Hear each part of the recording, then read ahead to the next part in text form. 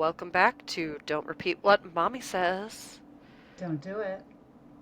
So Um, mommy has a surprise. yes, I'm so excited. Oh, it's beautiful. It's like the Isn't it perfect pretty? size. Perfect Um, size. This we are published authors. yes, I will be dropping the link for that in the description of this video if you want to pick up your own copy. But this is We our did author this. proof. We did it.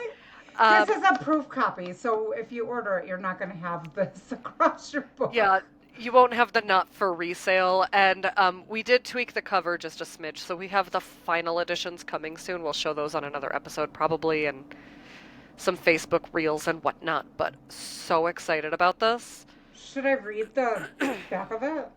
Yeah, read the back.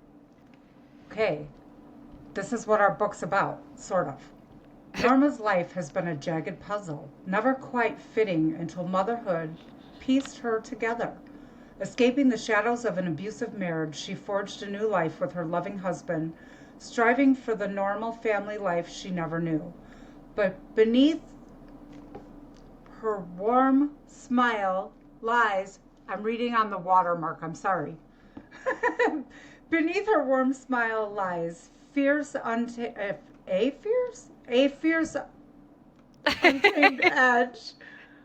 So if this goes to audiobook, I'm not reading it. I don't think either one of us can. We can't talk. We can't talk. I have a brain thing. A dark side that surfaces when her children are threatened. Guided by razor sharp instincts, Norma will stop at nothing to shield her family, even if it means crossing lines most would fear to tread. In this gripping tale, love and danger collide as Norma battles to protect her own, proving that a mother's heart can be both a sanctuary and a storm. I love it. And we do actually already have one Amazon You love review. it. We wrote it. I know, I know. We have one Amazon review. It's 5 stars. Everyone needs a neighbor like Norma. The story was different from my usual reading. It kept me interested. The characters were real to me. I really enjoy the way the story built. I do not want to give anything away. Read it. Anyone looking for a fresh approach should read this. Yeah, I can't read the audiobook either. Jesus. We got Um, a review. we got a review. So Yes. definitely check it out. We have hardcover, ebook, and paperback. And the ebook, if you have Kindle Unlimited, you can read it for free. So, Yes, you can. okay, so there was our like little plug there that took the first 3 minutes of the episode, but I don't care. I'm so But we're excited. like super excited about it because I mean, this is something that I've wanted to do for over 30 years, um, and then she and I partnered on it, and it's way different than what I dreamt up 30 years ago. Yeah, it's definitely different, and you're gonna see some characters that you might not expect. Um, I feel like Wayne. Well, fucking Wayne. Wayne's an oddball. Yeah, so I'm super excited. I can't wait for you guys to read it. But today on the show, we're talking about sick kids. Oh Lord. Yeah, And you just had the plague go through your house. we still have the plague going through our house. So it started with Henry. I think he got sick from Aaliyah when they were playing together on Sunday. Who got sick from her mother? Right. So it's just been passing through our family. It started with Henry. He got sick on like Wednesday. By Friday, my husband and I were both miserable. And then starting like 2 days ago, Ava got miserable. So it's been a long week of sniffly, snotty, crying. Nobody's sleeping, everybody's coughing. So, I don't miss those days, and I don't miss being a bus driver because when I was a bus driver, the the cold and flu season was rough. After like the first couple years, it was worse, but then after a while, you kind of build up an immunity to it. You know, working with children, but I well, don't know. and like by the time this episode goes out, most people's kids will have been in school for like about a month. But it seems to be a thing. At the start of every school year, everyone gets sick. Everyone gets sick. And it never gets better. And Paige thinks that she got it because they went to the fair. So, like, the end of summer hoopla here is the state fair, and then they Yeah. go back to school. Well, Paige had gone to the fair and all that kind of stuff, and then she ended up sick. And then, of course, Aaliyah ended up sick, who then went to school and probably infected everybody there. So, you're welcome. Typhoid Mary is back in school. Yeah, so I've got this wonderful like raspiness going on because I feel a lot better, but my voice is still kind of wonky, so it is what it is. But I think, go ahead. No, I was just going to ask, like, what do we want to talk about with kids being sick? I mean, everybody's kids get sick. It happens. Yeah, I mean, I think when your kids get sick, I think it really shows the differences in parenting styles. So, like, the first night Henry was like really sick, he doesn't know the difference between hungry and nauseous. So, right before bed, he kept shoveling more food in his mouth because he was convinced he was hungry. He was not hungry, he was nauseous. It's So, because he's his mother's son. yeah, I Because you did that as a used to do kid. the same thing, yes. If Yeah, your so tummy hurt, you were hungry. his room and Ava's room like share a wall, but because of the way we redid the room, we never finished out the closet on his room side, so it's just like a half-inch piece of drywall. You can hear everything between the two rooms. And I was putting Ava to bed, and I hear him and my husband talking, and he's saying, turn the light on, getting more and more upset. And then I hear, bleh, and my husband coming running out, I need you, because he does not handle puke. My husband cannot handle puke. So I think maybe it's best in your relationship to figure that out early. Who can handle puke and who can't? So dad just handed you guys a bucket. Yeah. Well, and then Andy kept telling him, like, go in the bathroom, you're gonna puke, like, go puke in the toilet. So he sends him running out of his room. His room has hard floors. Our hallway is carpeted. He didn't make it to the bathroom. He puked in the carpeted hallway. I'm like, if you had just kept him in his room, he would have just puked on the hard floor. It would have been a lot easier, but oof. The puke man. Well, I dealt with a lot of puke. Yeah. Yeah, I mean, with your sister being on chemo and stuff.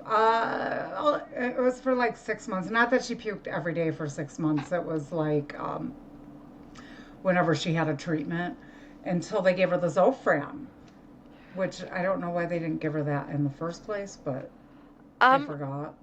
I don't know. So I actually Googled that because I was like, God, Zofran is like such a godsend, but why does it have to be a prescription to get it?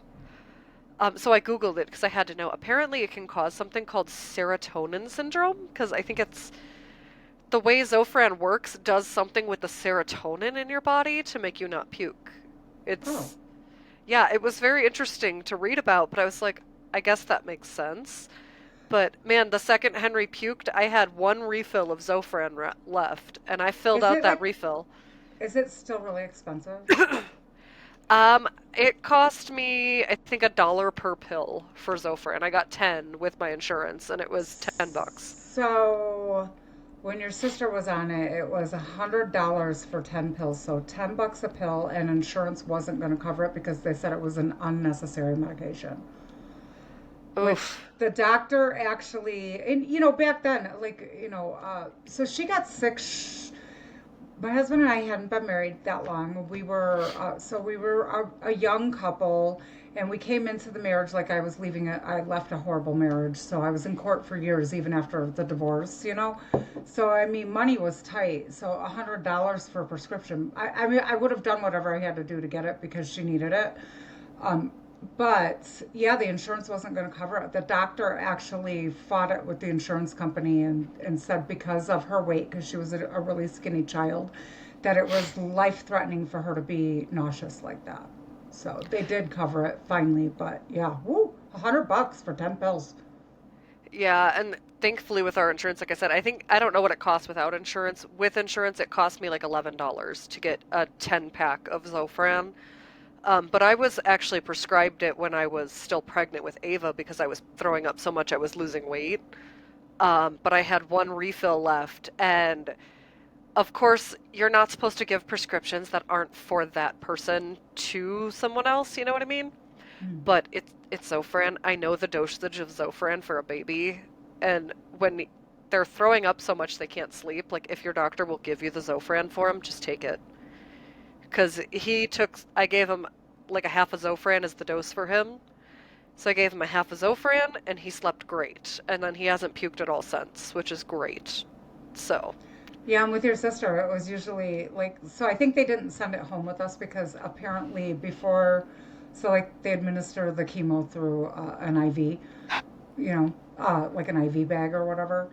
Yeah. And apparently they put Zofran in there because so she would have the chemo, which only took like 20 minutes, but then she would have to be hydrated for 7 hours afterward. So that's why we were in the hospital so long. But apparently Yeah. they put Zofran in there and she would get sick a couple hours after we got home. And I guess it's because the Zofran wore off, but she only ever had to take one. Like Yeah. when we got home, I'd give her one, and then she never got sick again. By the next day, she was okay. So, uh oh. Yeah. She's been coughing a lot and Henry's not sleeping, so but that's fine. Yeah, so sick kids, super fun. And that was a new challenge because Henry didn't nurse. So when he got sick, like he would take a swig of the bottle, pop off, breathe a little bit. She's been getting super frustrated because she's trying to nurse and you have to wait for a letdown, and she can't breathe, so she's like having a hell of a time nursing. Super fun. Yeah, I guess the only advice I have, like when the flu goes through your house, is hand washing. Like, there's a lot of things people do that just really have little or no effect.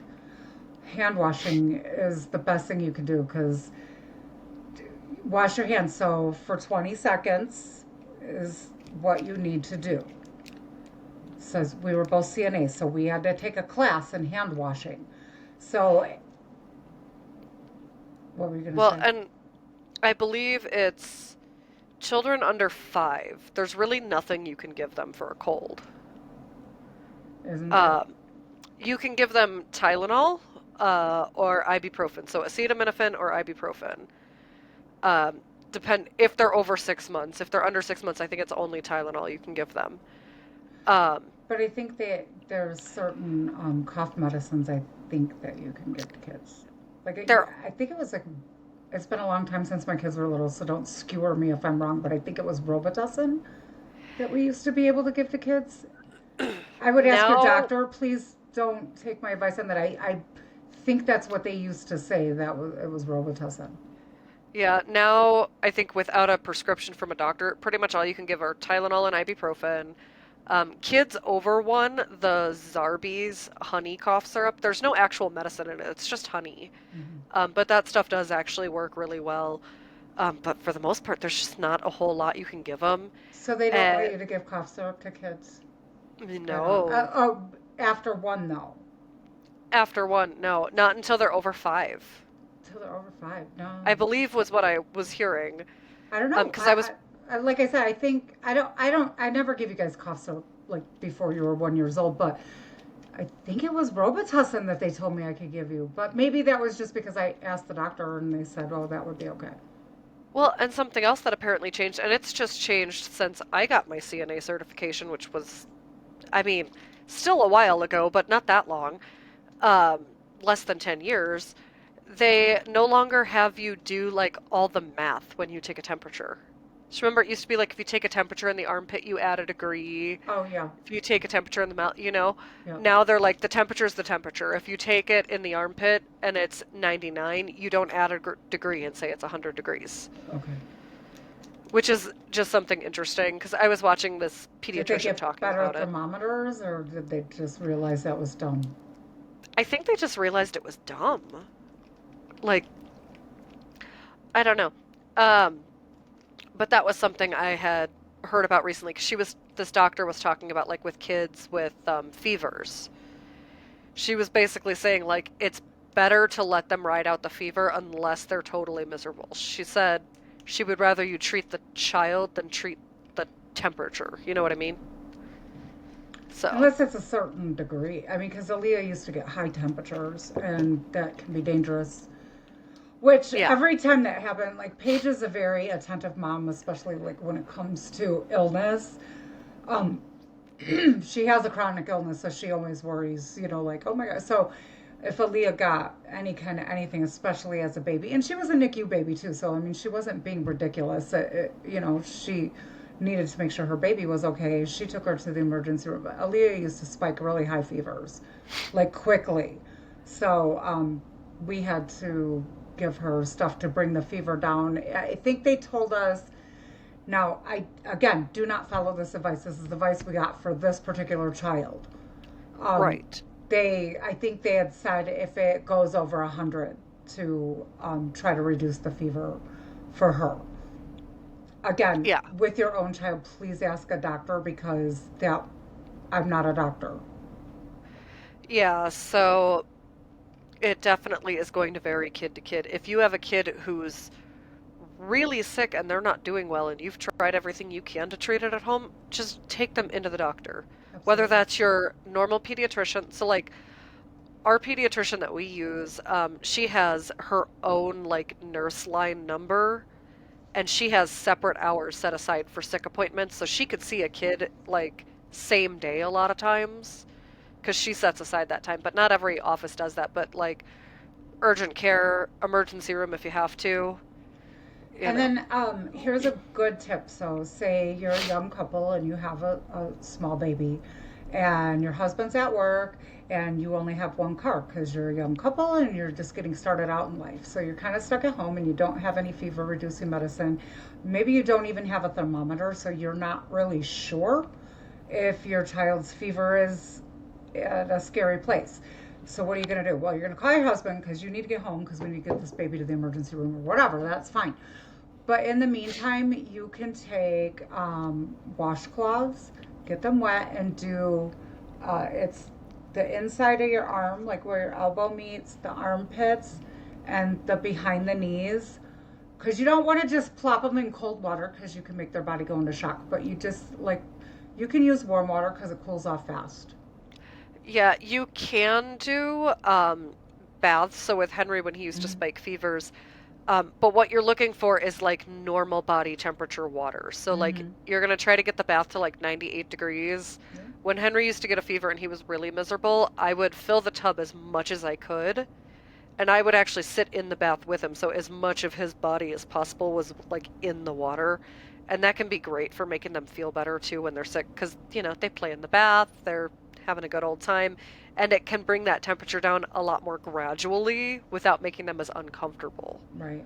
Because So, I've done the compresses before because I think we were like, I don't know, we were like at a park or we were somewhere like whatever. Anyway, your sister spiked a really high fever. It was when she was on chemo. So when a child is on, when anybody is on chemo, what chemotherapy does is it knocks your immune system out. Because your immune system is what's attacking your body. That's the logic behind using chemo. So when somebody's on chemotherapy, they can get sick really fast because they don't have an immune system. So it was like her fever was so high so fast that I did not have time to waste getting her to the hospital. So I needed to get her fever down right now on the way to the hospital. So we got the washcloths, warm water. Like I said, don't put like ice cold water. Warm water, put it in those spots, and her fever by the time we got to the hospital, I think was down to 100. So it does well, work. I'm not saying don't get medical care. You want to get medical care too, but absolutely. And I think another thing to just be prepared for when your kid does inevitably get sick, because it will happen. Um, just forget about the sleep, forget about the schedule, don't freak out about them eating, yeah, you're not gonna because do it's just that. not going to happen. If your No. kid's miserable, it's just not going to happen. So, like, Henry has had terrible sleep since he got sick. Ava's had some terrible sleep. The one night I was up with her for like an hour and a half before I finally gave up. And then my husband sat up with her for another hour before we were able to get her back to bed. So, like, try not to get bunged up about it. I know it's hard to do. Um, but they will go back to their schedule when they're feeling better. And if you've been dealing with a sick kid for a long period of time now, you're probably not feeling your best either because you're probably starting to get it. And so you can get very frustrated with your kids. It's okay to walk away and go in the other room and shut the door and put some headphones on or some earplugs in for a couple of minutes and then get back in there. It's okay to take a break. Yeah, You might need to do that because it's a and lot. I know we touched on this in the nutrition episode too, but when your kids are sick, especially when they're puking, hydration is a big thing. Yeah, Puking, diarrhea, you want to focus on hydration. Um, sugar. So, with breastfed babies, you don't have to worry as much about like hydration replacement most of the time, usually. Sometimes there are different instances, but for formula fed babies or older kids, things like Pedialyte, Gatorade, where it has sugar, are important because little people, their blood sugar can crash fast. So it might seem like, oh, they're sleeping great. They're sleeping great because they're hypoglycemic and they're struggling to wake up. So give them the sugar. We don't want hypoglycemic babies. That's not good. And then I Yeah. know it's like for older children, not like necessarily babies and toddlers, but if you have like a 5-year-old who gets sick and then they get like their tummy starts to hurt, like soda, man. A Coke or a Pepsi or a 7 Up. Most moms choose 7 Up because, it's a clear liquid, doesn't have the caramel dye and stuff like that. But 7 Up ginger ale, it really does settle the And stomach. 7 Up doesn't have caffeine. Right. Neither, I don't think does ginger ale?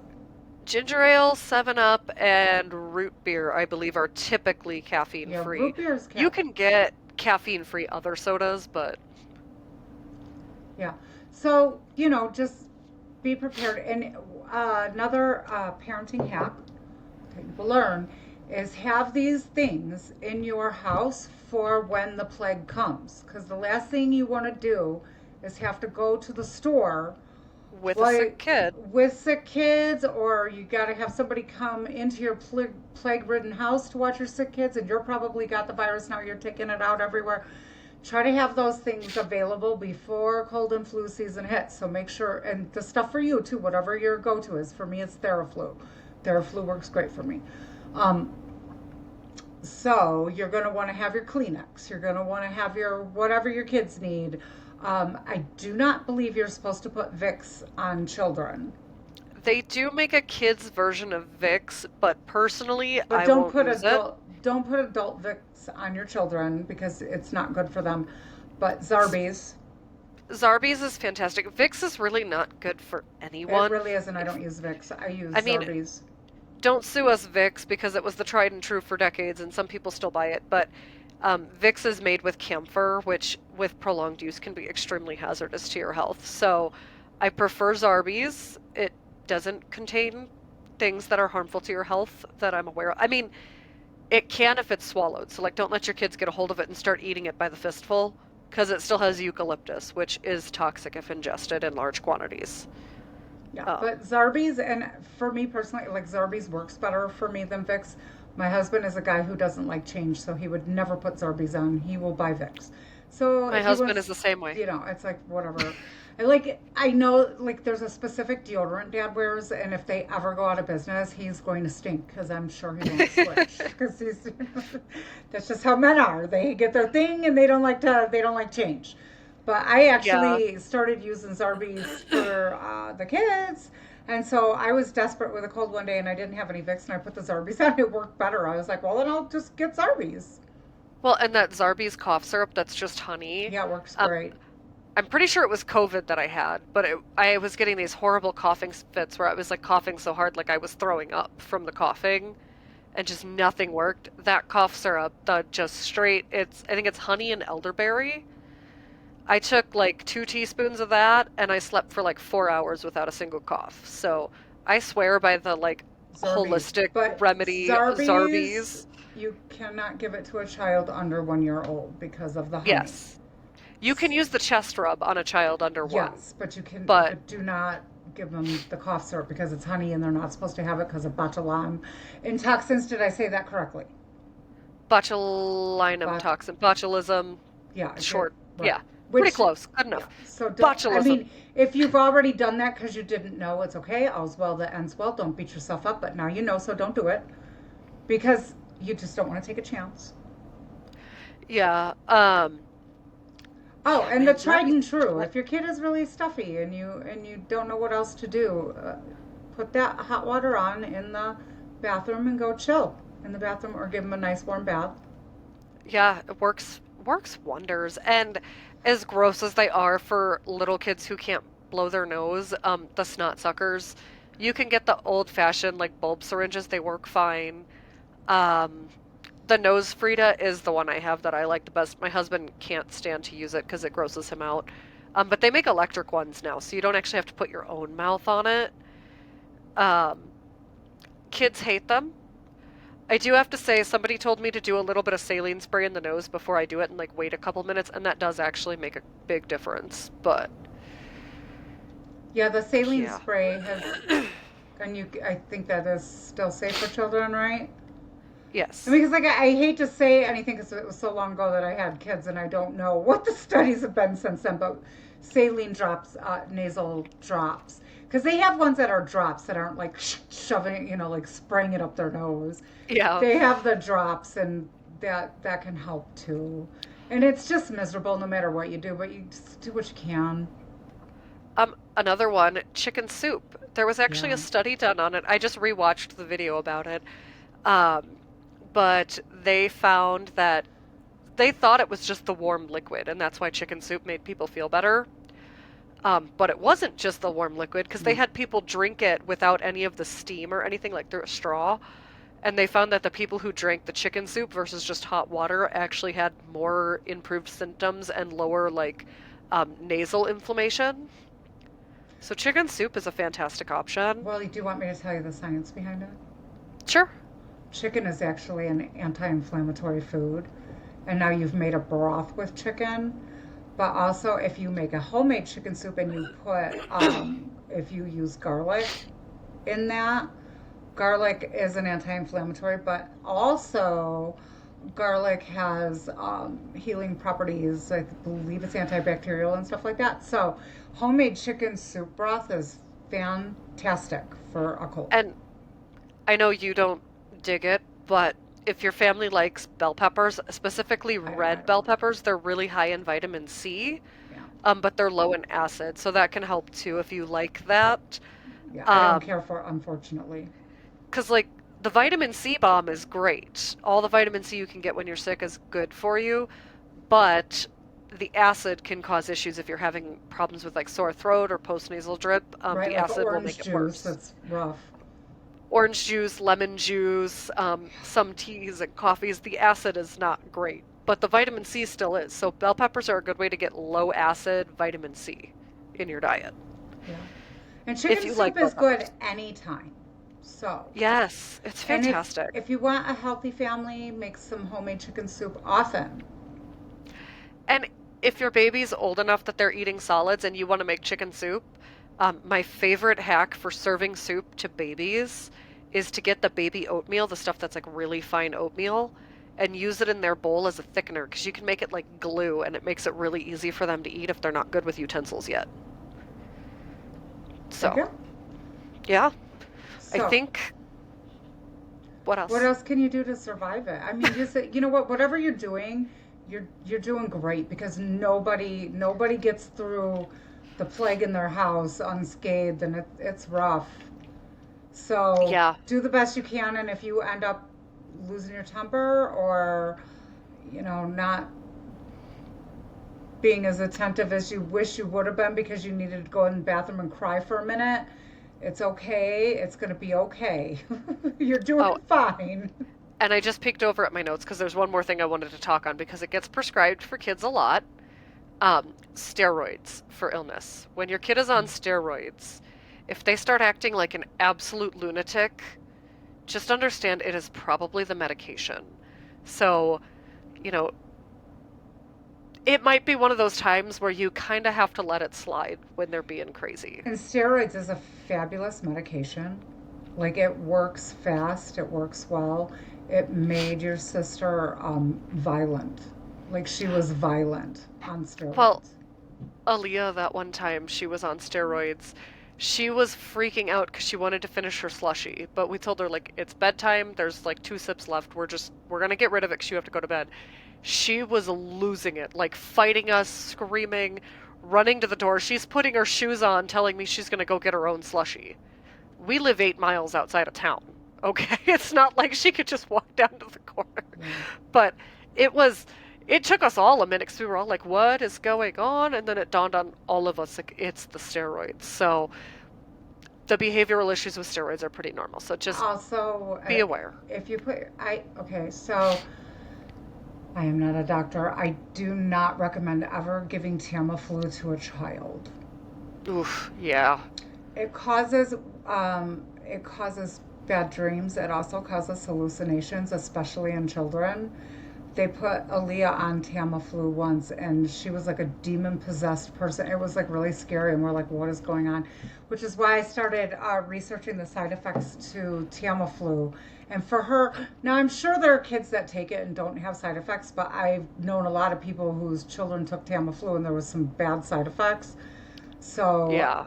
if you end up, like, if your kid ends up having a virus, because that's viral, yeah, Yes. that's so bad they put them on Tamiflu. Be aware that there are some weird side effects for children with Tamiflu sometimes. So, if your kid starts acting like super weird, might be side effects from the Tamiflu. Your kid didn't get demon possessed or anything. Yeah. So, fun things to know. If you're giving your kid any medication, just look at the side effects. Just make yourself familiar with what could Could happen. happen. So, Right. if it does happen, you're not totally blindsided by a 5-year-old trying to beat you up over a slushie. Right. Paige actually was 5 when she went on the steroids, and she was swearing at me and telling me she was going to murder me, which was completely out of character for her. And I'm like, wow, what the? And then I was like, oh, could it be the steroids? So I called the doctor, and the doctor was like, yeah, it could be the steroids. So, Yeah. because she had to take varying doses, and that's the problem with it. So, if you're on steroids long term and you're on the same dose all the time, your temperament will even out and you won't have those side effects. But, like with steroids for an illness, they start you on a high dose and then they step you down. So it's the change in the medication that causes for not for everybody, not everybody has personality changes on steroids, but if you do, that's why it's the change in it. Well, with your sister, she took a high dose of steroids one day and then a low dose the next day, alternating for like a year. So it was Oof. like her body never got used to it. So it would be like all of a sudden she just suffered from rage. Like she could be fine, and then all of a sudden, like the littlest thing could happen. It was like, oh, the Hulk, you know. So thankfully, she was a very tiny child, and she was only 5, so it wasn't like I had to worry about anything. But I was like, what is going on? So just be aware if some kids may have side effects from some medications. Doesn't mean the medication is bad. Just be aware of it so you know. Like the steroid saved her life. I didn't take her off of it, but just knowing like, oh, this is not my kid being bad. My kid just is having a behavioral issue today because it's drug induced. Right. You know, So, good things to know. things to remember. But I think that's it for illness. If you think of anything else that we didn't touch on, drop a comment. We'll comment back.